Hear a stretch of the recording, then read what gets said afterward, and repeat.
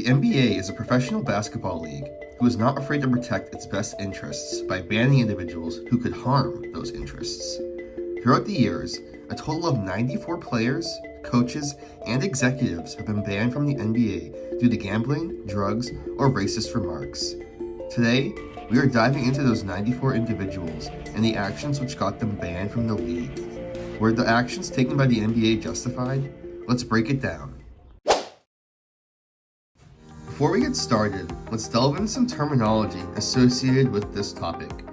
First, we have point shaving, a type of match fixing where the perpetrators try to change the final score of a game without the intention of changing who wins. Typically, this is done by players colluding with gamblers to prevent a team from covering a published point spread, where gamblers bet on the margin of victory. In exchange for a bribe, the player or players agree to ensure their team does not cover the spread. The gambler then wagers against the bribed team. Additionally, an official of the game may be bribed, or even bet on his own behalf, so that one or more close calls will be called in favor of the underdog team rather than the favored team to win. Next, we have spread betting / point spread.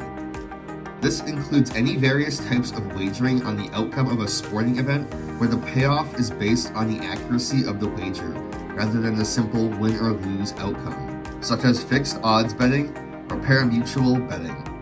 A point spread is a range of outcomes, and the bet is whether the outcome will be above or below the spread. Now that we have that out of the way, let's get into the first major event which caused the NBA to ban players from the league: the CCNY point shaving scandal. The 1951 CCNY point shaving scandal was the first major instance of permanent bans being used by the NBA. This point shaving scandal involved 7 total universities, but as the name suggests, the 1949-1950 CCNY Beavers are most closely associated with this scandal. The Beavers, led by Hall of Fame coach Nat Holman, won both the 1950 NCAA basketball tournament and 1950 National Invitation Tournament. This team had a number of players involved in the point shaving scandal. 8 total CCNY players were banned from the NBA, with some even serving short prison sentences. The team was also punished by being banned from playing at Madison Square Garden. The coaching staff was cleared of any wrongdoing. However, the scandal led to CCNY de-emphasizing their focus on athletics. They eventually dropped to NCAA Division III and suspended Holman after the 1951-52 season. Overall, the Manhattan District Attorney led the prosecution of 35 players, an NBA referee, and numerous members of organized crime. The scandal itself threatened the integrity of college basketball, along with its very existence. Notable players involved in this scandal were Alex Groza, Jack Molinas, Gene Melchior, and Ralph Beard. All of these players played in the NBA except Melchior, who, despite being a 1951 first overall pick, never played an NBA game due to this ban.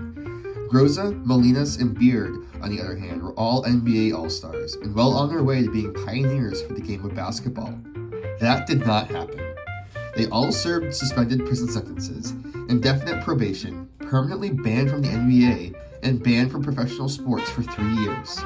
It is truly hard to believe that one of these 4, Jack Molinas, was involved in an even more widespread point shaving scandal in 1961. The 1961 NCAA University Division men's basketball gambling scandal. Jack Molinas, already a well-known gambling associate due to his involvement in the 1951 CCNY scandal, was implicated as the primary key figure in the 1961 NCAA gambling scandal. This scandal actually was not Molinas' idea, as 2 St. John's University players named Michael Parenti and William Crystal are credited for pioneering the scandal. It only grew when Molinas got in touch with a bookie in 1957 with the suggestion that he try and fix college basketball games to satisfy his gambling addiction. Molinas partnered with this bookie, Dave Goldberg, and longtime friend Joe Hackett to present this scheme to the Genovese crime family boss, Thomas Eboli and Vincent Gigante. They liked the idea and backed the scheme, along with numerous other organized crime members and high-stakes gamblers. The scheme would work like this. Fixers with basketball experience like Molinas would prey on young athletes with bribes. They would soften players up by meeting with them for expensive dinners or arranging parties with liquor and women. Often, cash bribes were offered to players, which then evolved to a pyramid scheme. Players that agreed to the scheme were then paid to recruit more players, and so on and so forth. A full list of the players involved has never been made to the public, but two of the most famous names involved were Connie Hawkins and Roger Brown. The final tally for players involved, 31 players from 22 universities that fixed games. However, evidence suggests there could be more individuals involved, like students or friends, so the true total number may never be known. Molinas was given a 10 to 15 year prison sentence for his role in the scheme. Hackett received 7 to 8 years, and Goldberg got 6 to 7 years. 46 total players were banned from the NBA, which included Hawkins and Brown. Brown would never play a game in the NBA, going on to be a franchise legend for the ABA, Indiana Pacers. Hawkins, on the other hand, filed an antitrust lawsuit against the NBA, in which he claimed he was unfairly banned with no substantial evidence linking him to the scheme. In 1969, the NBA and Hawkins reached a settlement, and his ban was lifted. Hawkins played for the 3 NBA teams before retiring and later being inducted into the Hall of Fame. Brown was also inducted posthumously for his ABA contributions. Unlike in the 1951 CCNY scandal, many schools faced little to zero long-term punishment for their student-athletes' involvement. This scandal was just the tip of the iceberg, as the scandal revealed sports gambling was a national crisis. Many laws and acts have been signed to prevent these types of schemes, such as the Protection Act of 1992 and the Federal Wire Act. Since these two scandals, only 11 players and staff have been banned from the NBA. First, we have Ernie Cobb, Rick Kuhn, and Jim Sweeney. They were all banned due to the 1978-79 Boston College point-shaving scandal. The last known case where college basketball players who are involved in point-shaving scandal in college would be permanently banned from the NBA before having a chance to play in the league.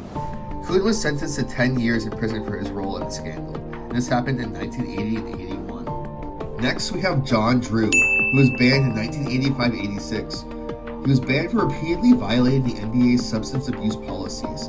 The Washington Bullets wanted to sign Drew in 1985, but they were prohibited from doing so as a result of this ban. Next, we have Eddie Johnson in the 1987-88 season. He was banned after failing to follow through mandatory drug counseling in an attempt to kick his cocaine addiction. In 1989-90, we have Chris Washburn, who was banned after 3 different positive drug tests while playing for 2 different teams in his career. In 1991-92, Roy Tarpley was initially banned for repeatedly violating the NBA's substance abuse policy. He was reinstated in 1994, but was banned again in 1995-96 for his alcohol use. In 1991-92 as well, we have Richard Dumas. In 1991, Dumas was briefly suspended as a rookie for violating the substance abuse policy. In 93, he was suspended indefinitely after he tested positive for a banned substance and then failed to participate in rehab. After 2 years in 1995, he was reinstated and then subsequently banned in 1996 for violating a clause in his contract which prohibited him from consuming alcohol. Next, in 2013-14, we have our first and only example of a staff member being banned from the NBA, Donald Sterling. He was banned for racist remarks made to his girlfriend over the phone. Silver banned the owner for life and forced him out of the league with the sale of the Clippers to Steve Ballmer.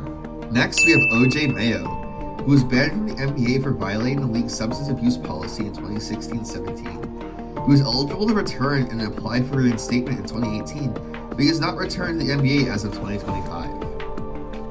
And lastly, we have our most recent example, Jonte Porter in 2023-24. Porter was banned from the NBA and G League for violating the league's gambling policies.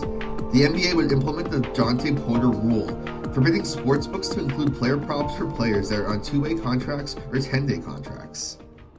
The NBA has zero tolerance for gambling, substance abuse, and racism. To protect their brand and identity, they have banned 94 individuals over a span of 75 years for violating policies against these deplorable acts.